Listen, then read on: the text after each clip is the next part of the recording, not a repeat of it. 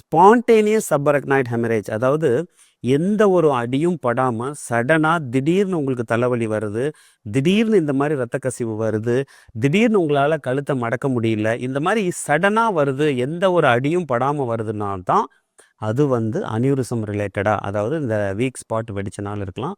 இதே மாதிரி பிரச்சனை வேறு சில நேரங்களிலும் வரலாம். எப்போ வரலான்னு பார்த்தீங்கன்னா, ப்ரெஷர் அதிகமாகி அந்த ப்ரெஷர் உடம்புல அந்த ரத்த குழாயோட ப்ரெஷர் பார்த்தீங்கன்னா 120/80 இருக்கலாம்.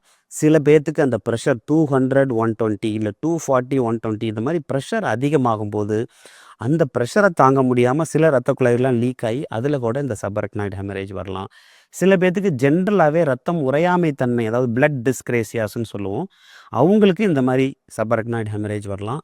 சில நேரம் இந்த டெங்கு ஃபீவர் இருக்குது பார்த்தீங்களா, இந்த மாதிரி ஃபீவர் கண்டிஷன்ஸில் கூட அவங்களுக்கு டெங்கு ஹெமரேஜிக் ஃபீவருங்கிற ஒரு கண்டிஷனில் பார்த்தீங்கன்னா அவங்களுக்கு மூளையில் அந்த மாதிரி ரத்த குழாய் பிரச்சனை அதில் சப்பரக்னாய்டு ஹெமரேஜ் வரலாம்.